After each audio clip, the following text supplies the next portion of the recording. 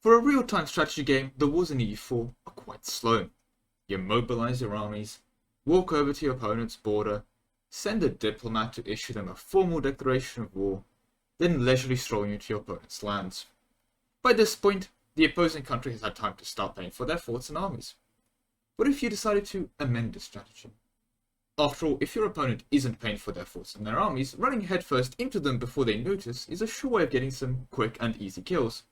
And would you look at that, following a strategy will now be home by Christmas. So, disclaimers. The purpose of this is to use movement speed offensively. There are some domestic local movement speed options available to us. However, those will not be considered in this compilation. It's a pure global movement speed everywhere. As before and as always, ironman compatibility will be ensured, as well as being achievement enabled. We'll also be using a Sana setup with limited nation forming. With all of that out of the way, let's go. So I hope the Native Americans enjoyed the break from the last video, because we're back in Native America this time. Now we're going to need to start this time as any Native American with the Great Plains idea. And in this demonstration, I'm going to go with Pawnee, due to their very famously effective city council. The main reason they are picked, however, is the fact that they have 10% movement speed in their ideas, and we'll be keeping that. Okay, as always, let's begin with the ideas. First of all, we'll need to open indigenous, and then we need to take infrastructure. Then, it's reform time. So, form into a horde. Remarkably, we're actually done tag switching, culture flipping, and permanent government flipping now. So with that, finish off the following ideas: offensive, espionage, quantity, trade, horde, and finally, exploration, weirdly enough. Then, it's time to take your policies. Indirect approach for movement speed, mobile siege engines act for another 5%, public road act for another 10%, and finally hired adventurers for another 10% movement speed. Now, just the relatively easy stuff. Get the military hegemony, and as you get 100 power of that hegemony, you get another plus 10% movement speed. Now get a 6 maneuver general, you can see here, after which you will need to get full drill as well as the goal-oriented trait on him, for a plus 60% total increase in all of this. 30 from the maneuver pips, 10 from the trait, and 20 from the drill. Finally, and honestly quite remarkably, just 2 events actually left to pop. They're the only ones that give you global movement speed.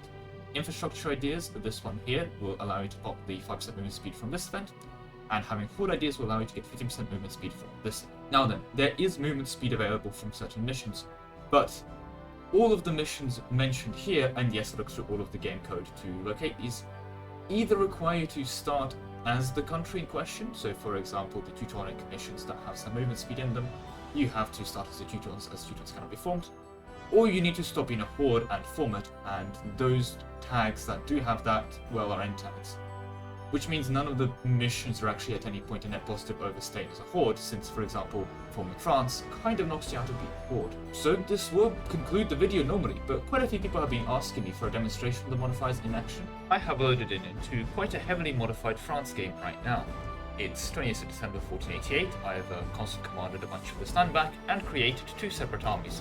We have 50,000, the army of Flanders led by absolutely no one, and the other army royale, this time led by Jean Barreau. Now Jean Barreau does come with a siege stick maneuver pip, so therefore he only has 160% movement speed here instead of 165, to offset the fact that he has 5% from that maneuver pip.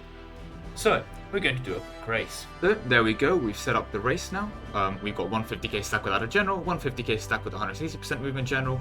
Let's compare these 2 movement speeds together. So without further ado, let's get this race underway. And so they are off now, and Jesus wept. Okay, just jumped like 3 provinces ahead. Oh, that's incredible. That's incredible. Yeah, it's just barely clear in the north now, and is already through Burgundy. Oh, Lord. It's gonna hit the coast, the southern coast. Yeah, there it just goes before it hits Burgundy now. That's genuinely insane. Jesus wept. I mean, this thing's gonna be in Brittany before they but before the other stacks make it down to the southern coast. Wow, okay, to be fair, that was a lot of local movement speed there, and yeah, no, easily makes it to Brittany, actually. I thought that would be a tough prediction. I mean, it's going to be in Paris in 5 seconds. And yeah, there we go. That is 165% movement speed in action, so yeah, there it is. Well, I mean, as we enjoyed the other 50k without the modifiers leisurely make its way back around, as it were, to conclude the race, I'll just say one thing. Thank you very much for watching the video. I hope you enjoyed. A like and a sub will be appreciated as always. But that is all I have time for you today. So there we go. I'll be honest, not really sure what else to say, just mildly watching this 50k stack take its sweet time. Finished the Ultra already, and it's not even in Brittany yet. Although I guess once it's part of routine, it should be done pretty quickly. But to be honest, that other 50k stack should be able to do another lap by now, and still honestly would have been fine. But yeah, there's that. Come on, it's gonna finally make it. It's gonna finally make it. Oh, oh, oh, oh. Come on, and there we go. Right, we're done.